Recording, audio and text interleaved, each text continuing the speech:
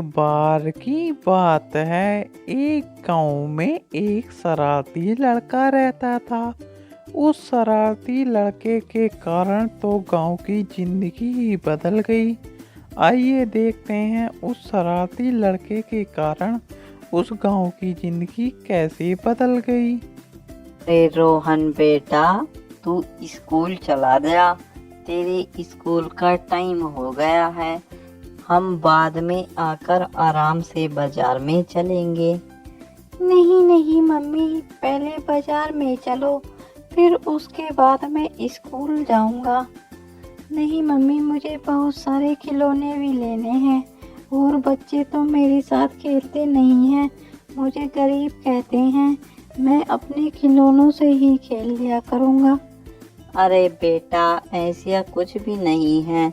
मैं बच्चों से कह दूंगी कि तुम रोहन को खिला लो। नहीं नहीं मम्मी, वो मुझे बहुत बुरा भला बोलते हैं और मुझे पीटते हैं।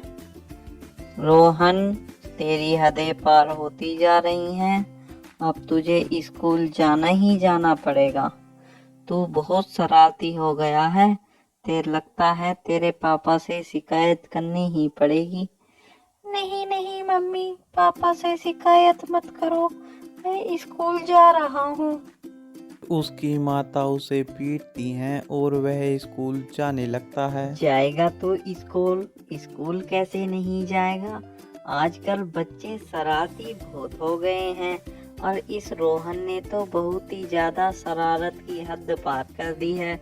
लगता है इसकी शिकायत इसके पापा से करनी पड़ेगी। है ऐसा कहती है और मैडम दो बच्चों को पढ़ा रही थी। रोहन वहां पर पहुंच जाता है और जैसे ही पीछे बैठता है, मैडम रोहन को खड़ा होने के लिए कहती है। रोहन बेटा, तुम लेट आए हो, मेरे पास आओ। रोहन उस मैडम के पास चला जाता है। तो रोहन बेटा, तुम इतने लेट क्यों आते हो? तुम बहुत ही ज्यादा शरारती हो गए हो, या फिर तुम्हारी मम्मी तुम्हें खाने के लिए रोटी नहीं देती, जिस वजह से तुम स्कूल में इतनी लेट आ रहे हो? देखो बेटा, आपकी तरह और बच्चे भी ऐसा ही करने लगेंगे और हमारे स्कूल को बहुत ज्यादा दिक्कत होगी। चलो, क्या तुम कल का काम करके लाए हो? अरे मैडम जी, मैं काम करने ही वाला था, तभी घर की लाइट चली गई। बहाने मत बनाओ रोहन, मैं तुम्हें बहुत अच्छी तरीके से जानती हूँ। अरे नहीं नहीं मैडम जी, मैं बिल्कुल सच बोल रहा हूँ। रोहन, मुझे गुस्सा मत दिलाओ। लो, मार खाओ तुम ऐसे मानने वाली नहीं हो। भलाई का जमाना ही नहीं है। और सुनो, आज तो तुम लेट हो गए, लेकिन कल को टाइम से आना है तुम्हें, वरना मैं तुम्हें इतनी पिटाई लगाऊंगी। ठीक है मैडम जी, ठीक है, कल को मैं अपने टाइम से ही आऊँगा। फिर वह वहां से जाने लगते हैं। मैडम सबसे पहले वहां से निकल जाती है, लेकिन उसे कहाँ पता था कि उसकी जान आज रोहन ही बचाएगा।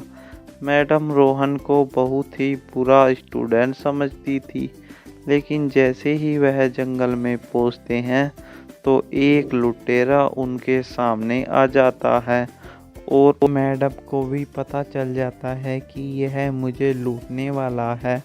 वह अपनी स्टूडेंट लड़की से कहती है।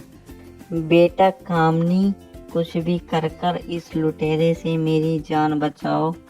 नहीं नहीं मैडम जी, मुझे इस लुटेरे से बहुत डर लग रहा है। मैं कुछ भी नहीं कर सकती।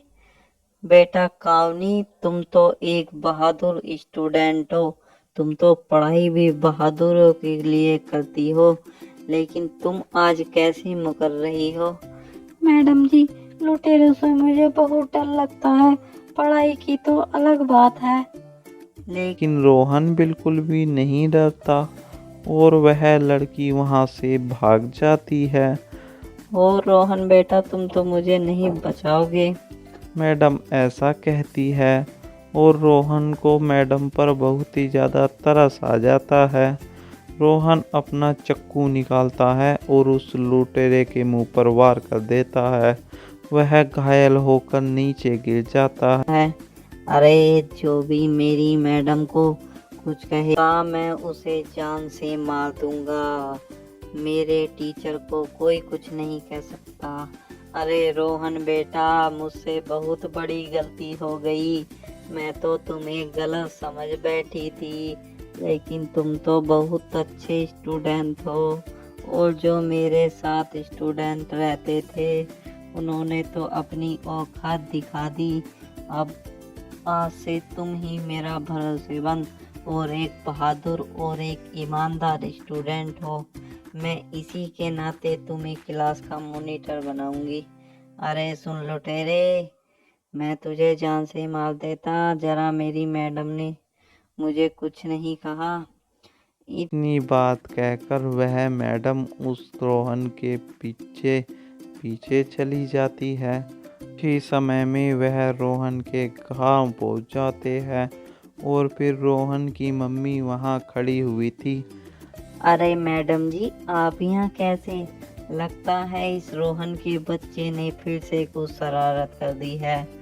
अरे नहीं नहीं बहन जी, रोहन तो बहुत बहादुर लड़का है। इसने तो आज मेरी लुटेरे से जान बचाई है और यह पढ़ने में ही बहुत ज्यादा होशियार है।